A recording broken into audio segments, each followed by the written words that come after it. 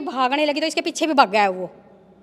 बदतमीजी के तौर पे, मैं बोलना नहीं चाहती मीडिया के सामने ऐसा कुछ, मेरे साथ भी बदतमीजी की है उन्होंने। अब इससे ज़्यादा मैं क्या बोलूँ आप लोगों के सामने, क्योंकि ये शर्म लायक बात है। एक जिम्मेवार आदमी मारपीट कर रहा है, चाकू से काट रहा है और कोई कहने वाला नहीं, पुलिस वाले भी कहने नहीं बोल रहे हैं, तो बड़ी अफसोसजनक बात है। नमस्कार, मैं हूं आपका दोस्त विनोद शर्मा और मंदिर में न्याय मांगती आपने बहुत सारी महिलाएं और बहुत सारे भक्त देखे होंगे भगवान के आगे रोते गिड़गिड़ाते। लेकिन फिलहाल आपको मंदिर में ये महिला रोती बिलखती नजर आ रही है और वो भगवान से मांग ही रही है, साथ साथ समाज से न्याय मांग रही है। फिलहाल यहाँ पर एक पंचायत मौजूद है, काफ़ी लोग मौजूद थे, अभी चले गए। काफ़ी घंटे से इनकी एक पंचायत चल रही थी और ये महिला रो रही है और आरोप इन्होंने जो लगाए हैं वो बड़े संगीन हैं, क्योंकि दीपावली पर लोग पटाखे फोड़ रहे थे लेकिन इनके सिर फूट रखे थे। फिलहाल देखिए किस तरीके से इन्होंने मुंह पर ये कपड़े बांध रखे हैं और ये देखिए, ये इनकी दीपावली ऐसी थी। फिलहाल एक महिला हैं और ये आरोप लगा रही हैं भिवानी के विधायक पर। क्या कुछ मामला है, थोड़ा सा समझाएं, और कब क्या कुछ मामला हुआ? ये सर 11 तारीख की रात को छोटी दिवाली को अमन घनश्याम सराफ का लड़का, एमएलए का, भवानी प्रताप चेयरमैन, और ये बंटी ऑफ उनकी वाइफ परिषद हैं, पारिषद जो भी हैं, और उसके साथ 15-20 बंदे हमारे घर पे ड्रिंक कर रखी थी, इन्होंने दारू पी रखी थी, सट्टे खेल रहे थे ये। जब मेरे भतीजा भतीजी मेरे घर पे आए तो ये साथ साथ ही आ गए थे, तो आते ही इनको मारने पीटने लग गए मेरे हस्बैंड को। तो मैंने पूछा कि भी आप क्या कर रहे हो भाई साहब, बता तो दो। मैंने भवानी प्रताप से खुद पूछा हाथ जोड़ के, आप बताओ तो मार क्यों रहे हो, गलती तो बताओ हमारी, क्या हुआ हमारे से ऐसा। तो उन्होंने कहा कि ये हम तो इसको जान से मारेंगे आज। लेकिन वजह तो होगी कोई, डिफेम करने के इसकी कोई वजह हो सकती है आपकी, कोई राजनीति के पीछे या लड़ाई झगड़ा रहा हो कोई आपका? जी हमारा मकान है इधर, तो घनश्याम की कोठी है, उसके साथ में हमारी दीवार लगती है और उसके इस साइड उसका घनश्याम सराफ का नोरा है जिसको ये ऑफिस बोलते हैं। तो ये चाहते हैं शुरू से, मेरे ससुर के सामने भी इन्होंने ये रखा था प्रस्ताव कि भई आप ये मकान हमें दे दो, हम यहाँ पे अपनी गाड़ियाँ खड़ी कर लेंगे या कोई मीटिंग वगैरह हो तो उसमें कर लेंगे, भी हमें जगह चाहिए है और आप ये हमें दे दो। मेरे ससुर ने उस टाइम मना कर दिया था। तो अब ये किसी हमारे परिवार वालों को भी लेके आए कि भाई है ना आप करवाओ, बीच में अभी कुछ दिन पहले की बात है, तो हमने मना कर दिया था। तो अब ये इन्होंने वारदात दिवाली की रात, इनके गुस्सा तो था ही जी मन में, हमें पता नहीं था ये ऐसा भी कुछ कर सकते हैं। ऐसा करते तो हम चौकन्ना रहते या फिर हम बाहर ही नहीं निकलते। तो उन लोगों ने जी मेरे पति को मारना पीटना शुरू कर दिया। ये मेरे भतीजा भतीजी आए थे घर पे मिठाइयाँ देने के लिए, बधाई देने के लिए, तो इनको मार रहे थे। तो मेरी भतीजी बीच में आई, तो उस बंटी और संदीप ने, जिनकी वाइफ कोई पद पे बैठी हैं पार्षद, तो उसने मेरी बेटी को, भतीजी को मुक्का मारा नाक पे और ये भागने लगी तो इसके पीछे भी भाग गया है वो। बदतमीजी के तौर पे, मैं बोलना नहीं चाहती मीडिया के सामने ऐसा कुछ, मेरे साथ भी बदतमीजी की है उन्होंने। अब इससे ज़्यादा मैं क्या बोलूँ आप लोगों के सामने, क्योंकि ये शर्म लायक बात है। ये बातें आज सबके घर में बहन बेटियां हैं। मोदी जी बोलते हैं बेटी बचाओ बेटी पढ़ाओ, ऐसे ऐसे कमीने लोग बैठा रखे हैं, ये घनश्याम सराफ जैसे, जो ऐसे वारदात खुद करवा रहा है वो बंदा बैठ के। उनके भी घर में बेटियां हैं, बहुएं भी हैं। तो जब तुम अपने घर में तो सेफ रखते हो अपनी बेटियों को, दूसरों की बेटियों को तुम्हारा बेटा गलत हरकत कर रहा है, भवानी प्रताप जो तुम्हारा गुंडा है वो गलत कर रहा है, गुंडा घर में बढ़ के मार रहा है, वो खुद बोल रहा है कि मार के जाऊंगा तेरे को, जान से छोड़ूंगा नहीं, अब तो तू बच गया। और जो ये जो है ना तेरे ये जो बच्चे, ये भी ख़त्म हैं। लास्ट में अमन ने कल भी मेरे को ये धमकी दी है गली के अंदर, जब मैं कपड़े लेने गई मेरे बच्चों के, मैंने मेरा घर भी छोड़ रखा है, मेरे दोनों बच्चे फीवर में थे, मैंने अपने पापा के घर छोड़ा इनको, उसके बावजूद भी उसने मेरे को ये धमकी दी जान से मारेंगे, कहीं जा लो, मंत्री संतरी सब जो भी कुछ है हम ही है, मेरे पापा एमएलए है, भवानी प्रताप चेयरमैन वो हमारा है बंदा, एसपी है वो हमारा रिश्तेदार है, ठीक है, कहीं जाओ तुम्हारा कुछ नहीं होने वाला। जोनी ने मेरे भतीजे के सिर में चक्कू मारे और उस चक्कू की वीडियो क्लिप तो मेरे पास वो जाता दिख रहा है, हाथ में उसके चक्कू है, मेरे पास है वो। फिलहाल आप पुलिस के पास या फिर एफआईआर वगैरह अभी तक हुई है आपकी, क्या कुछ रहा? एफआईआर जी हमारी, मेरे बयान हुए हैं कल, और हमारा और कुछ नहीं हो रहा। उन्होंने हालांकि मेरे हस्बैंड पे केस दर्ज करवा रखा है। अच्छा, उल्टा आपके हमारे हस्बैंड ऊपर करवा रखा पे है कि आपने भी कोई चोट वोट मारी है उनको? हाँ जी आपने भी कोई चोट मारी है, किस टाइप का? जी, अगर चोट उनको लगी हो तो उनके भी पट्टियाँ मिलेंगी, पट्टियाँ भी मिलेंगी, कैमरे भी, रिकॉर्डिंग, आप रिकॉर्डिंग लगवा लो उनकी। हमारे पास तो हम तो गरीब बंदे हैं, हमारे पास तो ना रिकॉर्डिंग ठीक है ना हमने कैमरे लगवा रखे। तो वहाँ कैमरे थे उस दौरान? उनकी कोठी के सामने भी, और कोठी के सामने कैमरे, और वो नीचे बंदे को, बच्चे को काट रहे हैं। नमस्कार। इस प्रदेश के लोगों ने सभी सरकारों को देख लिया, उस 10 साल के कांग्रेस के राज को भी देख लिया, उससे तंग आकर भाजपा को लेके आए उनके झूठे लुभावनी सपनों में आके आपने उसको भी देख लिया, आपने चौटाला के राज को भी देख लिया, उनकी लूट को भी देख लिया। मैं आप सबसे अपील करता हूं, एक मौका जनसेवा को भी देकर हरियाणा जनसेवक पार्टी, इसका गठन आपके बेटा बेटी जो किसान, मजदूर और गरीब के दर्द को समझने वाले युवाओं को राजनीतिक प्लेटफॉर्म देने के लिए, उस पार्टी की रैली 19 नवंबर को जींद के एकलव्य स्टेडियम में रखी है। ये पार्टी आपकी लड़ाई लड़ रही है, इस प्रदेश के युवा की, बेरोजगार युवा की, किसान की, मजदूर की, कर्मचारी की, व्यापारी की। आपकी इस लड़ाई में मैं आपसे आपका साथ मांगता हूँ।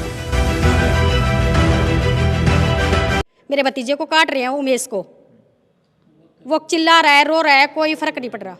वो रोहतक पीजीआई में एडमिट था जी, या तो उन्होंने कोई सुनवाई नहीं करी, सिविल हॉस्पिटल में कोई सुनवाई नहीं हुई हमारी, ना ही हमारे कोई भैया कि भी हमारे कोई दवाई दे रहा है, या हमारे को कोई पूछने आ रहा है, कोई ट्रीटमेंट नहीं हो रहा है हमारा, कोई राजनीतिक प्रेशर रहा उस दौरान भी हॉस्पिटल हाँ में? जी, रोहतक हमने रिक्वेस्ट करी किसी से कि रोहतक पीजीआई में भेज दो इसको, तो वो रोहतक पीजीआई में भी इन्होंने फ़ोन कर रहा है, हालांकि इनके बंदे सारी जगह पे मौजूद है। उसने ये मेरे को खुद बोला सामने से, कहीं जा लेना, कहीं भी सुनवाई नहीं होगी तुम्हारी। तो अब क्या फैसला लिया? आज मंदिर में बैठी हैं आप पंचायत के सामने। मैंने पंचायत के सामने ये फैसला लिया है, अगर मुझे न्याय नहीं मिला तो मैं अपनी जान दे दूंगी, चाहे मैं मिट्टी का तेल छिड़क के मरूं या मुझे जहर खा के मरना पड़ो। मेरे बच्चे और मैं और मेरे पति, हम अपनी जीवन लीला समाप्त कर देंगे अगर हमें न्याय नहीं मिला तो। इससे पहले भी लड़ाई झगड़ा हुआ है आपका? नहीं, कभी नहीं सर। मेरा तो अक्सर उनका नोरा में आना जाना लगा रहता है। ये मेरी अचानक ही मेरे साथ ये ऐसी घटना हुई है, मतलब मैं समझा नहीं सकता, सोच नहीं सकता कि भाई ये क्या हो रहा है। और जैसे उस दिन गया मैं, एक बार उसके ड्राइवर के साथ मेरा हाथापाई हुई थी, वो आधा एक घंटे में मैं ठीक हो गई थी, कोई बात नहीं, बैठे रहे हम। तो एक थप्पड़ उसके लग गया, एक डुक्का उसी दिन की बात? उसी दिन की बात है, आधा एक घंटे पहले की बात। उस दौरान कुछ भी नहीं हुआ, हम आराम से बैठे थे अपने घर। अचानक ही भवानी प्रताप, अमन सराफ ने फ़ोन किया, भवानी आ गया और भवानी ने आके ये वारदात की है। गुड़िया, आपको भी चोट लगी? मुंह पे मुक्का वगैरह मारपीट करना शुरू कर दी। चलिए, तो फिलहाल भाई पंचायत के कुछ सदस्य बैठे हैं यहाँ पे, जो आज के अध्यक्ष थे पंचायत के, ये भी और पूर्व मंत्री वासुदेव जी हैं। क्या कुछ कहेंगे? फिलहाल आपके सामने ये महिला इतना बड़ा मुद्दा लेके आई है, राजनीति में आप भी कई वर्षों से हैं, सराफ साहब भी कई वर्षों से हैं, और सराफ साहब को तो कहीं ना कहीं शांति प्रिय नेता के तौर पे लोग चुनते हैं। ये कहा जाता है कि ये बड़े शरीफ हैं, तो इस हिसाब से हम इनको चुन लेते हैं। विनोद जी, जो भी घटना घटी आपके सामने हमारी बेटी ने सारी बातें बताई, और सही बात है ये कि लोगों के अंदर एक भ्रम था कि घनश्याम सराफ हमारा विधायक बड़ा शरीफ है, और वो कारगुजारी आपके सामने है कि खुद स्वयं खुद खड़ा है, और उसका बेटा, नाम भी है उसका, क्या है, अमन, उसका बेटा अमन जब खुद अपने हाथ से चक्कू से वारदात कर रहा है, तो मेरे ख्याल में इससे निंदनीय घटना तो नहीं होगी। और जब से भिवानी बसी है, मैं नहीं समझता इतनी बड़ी वारदात एक जिम्मेवार आदमी ने करवाई हो, मैं नहीं समझता ऐसा हुआ हो।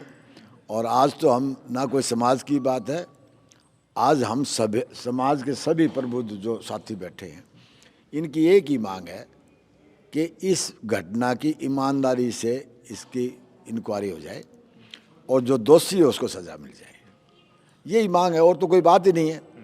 जहाँ तक कैमरे की बात है, अब पुलिस की निगरानी में, पुलिस की देख रेख में जो मैंने सुना है, जो मुझे बताया गया है कि पुलिस वहाँ मौजूद है और उसके सामने एक जिम्मेवार आदमी मारपीट कर रहा है, चाकुओं से काट रहा है, और कोई कहने वाला नहीं, पुलिस वाले भी कहने नहीं बोल रहे हैं।